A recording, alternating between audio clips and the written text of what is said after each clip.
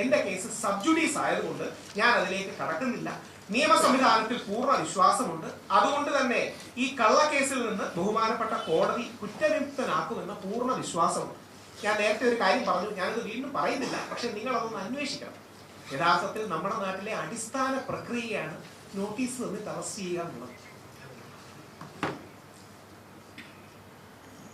അങ്ങനെയാണോ സംഭവിച്ചത് നിങ്ങൾ അന്വേഷിക്കണം. അങ്ങനെയാണോ സംഭവിച്ചത്? കോടതികളിൽ കള്ളം പറയുന്നത്, കോടതികളിൽ കള്ളം എഴുതി കൊടുക്കുന്നതൊക്കെ ശരിയാണോ എന്ന് നിങ്ങൾ ദയവായി ഒന്ന് അന്വേഷിക്കണം. അതായത് കോടതികളിൽ പോലീസും പ്രോസിക്യൂഷനും കള്ളങ്ങൾ എഴുതി കൊടുക്കുന്നത് എന്റെ കാര്യമല്ല, ഞാൻ ജനറലി ചോദിക്കുകയാണ്. കോടതികളിൽ കള്ളം എഴുതി കൊടുത്തു കഴിഞ്ഞാലേ നാളെ നാട്ടുകാർ എന്ത് ചെയ്യും? അതായത് ഞാൻ പലപ്പോഴും ശബ്ദം ഉയർത്തി സംസാരിച്ചു എന്നുള്ള വിമർശനങ്ങൾ വന്നു. അതിനെ ബഹുമാനത്തോടെ കാണുന്നു, ഞാൻ അംഗീകരിക്കുന്നു. അവസാനം ഞാൻ എഴുതിയിട്ടുള്ളൂ. പക്ഷെ കോടതികൾ അങ്ങനെ കള്ളം എഴുതി കൊടുത്താൽ പിന്നെ നമ്മൾ എന്ത് ചെയ്യാനാണ്? അതായത് ഒരു സൈഡിൽ പോലീസും പ്രോസിക്യൂഷനും നിന്ന് വാസ്തവവിരുദ്ധമായ കാര്യങ്ങൾ പറഞ്ഞാൽ, എന്നോട് പറഞ്ഞ് കള്ളമെന്ന വാക്ക് പറയരുത്, വാസ്തവവിരുദ്ധം സത്യവിരുദ്ധവും ഒക്കെ പറയണോ? കള്ളമെന്ന വാക്ക് വളരെ ഇമോഷണൽ വാക്കാണുള്ളത്. ഞാൻ പറയും സത്യവിരുദ്ധവും വാസ്തവവിരുദ്ധവുമായ കാര്യങ്ങൾ മറുഭാഗത്ത് സ്റ്റേറ്റ് നിന്ന് പറയുകയാണെങ്കിൽ എന്ത് ചെയ്യാൻ പറ്റും? അതായത് എന്താ പിന്നെ നമുക്ക് എന്താ ചെയ്യാൻ പറ്റുക? ഇനി 11-ാം തീയതി ജാമ്യം കിട്ടേണ്ടതായിരുന്നു.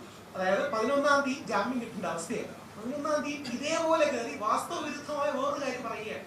ഒരു റിപ്പോർട്ടിനെ കുറിച്ച് ദയവായി നിങ്ങൾ അന്വേഷിക്കണം. എന്ത് ചെയ്യാനാണ്? അതായത് കോടതിയിൽ കയറുന്നവർ പറയുകയാണ് ഞങ്ങൾക്ക് കിട്ടേണ്ട ഒരു കാര്യം കിട്ടിയിട്ട് നമ്മൾ എന്ത് ചെയ്യും? അവർ 4 ദിവസം കൂടെ ജയിലിൽ കിടക്കും. ഇതാണ് ആറ്റിറ്റ്യൂഡ്. ഇപ്പൊ അങ്ങനെ പ്രൊസീജിയറിൽ കള്ളം പറഞ്ഞാലേ എന്താ പിന്നെ ഒരാൾക്ക് രക്ഷയും കാര്യങ്ങളും ഉള്ളത്? ഞാൻ ശരിക്കും ഒരു 3-4 വരി എന്റെ കാര്യത്തിൽ എഴുതിയിരുന്നു. ഇപ്പം ഇൻ കേസ് ഏതെങ്കിലും രീതിയിൽ കോടതികളിലേക്ക് വല്ല മൂവ് ചെയ്യേണ്ടി വന്നാൽ ഞാനിത് പറഞ്ഞെന്ന് പറഞ്ഞാൽ അതൊരു ഗ്രൗണ്ടാക്കും. അതൊരു ഗ്രൗണ്ടാക്കുമെന്ന് പറയാനുള്ള കാരണം രാഹുൽ മാങ്കൂട്ടത്തിന് അനുകൂലമായി വീഡിയോ ചെയ്യും എന്ന് ഞാൻ പറഞ്ഞിരുന്നു. അത് കോടതിയിൽ പ്രസന്റ് ചെയ്ത് എങ്ങനെയാണെന്ന് അറിയാം. അതിജീവിതരെ വീണ്ടും അധിക്ഷേപിക്കുന്നത് രാഹുൽ ഈശ്വർ പറഞ്ഞു. ഞാനിപ്പോ അതായത് എന്ത് ഈസിയായിട്ട് ഫ്ലിപ്പ് ചെയ്തു നോക്കും.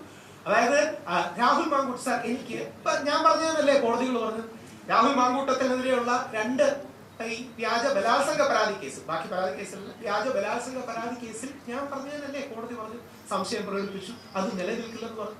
ഒരു കേസ് നിലനിൽക്കില്ല എന്ന് കോടതി പറഞ്ഞാൽ അതിനർത്ഥം പരാതി വ്യാജമാണെന്നല്ലേ.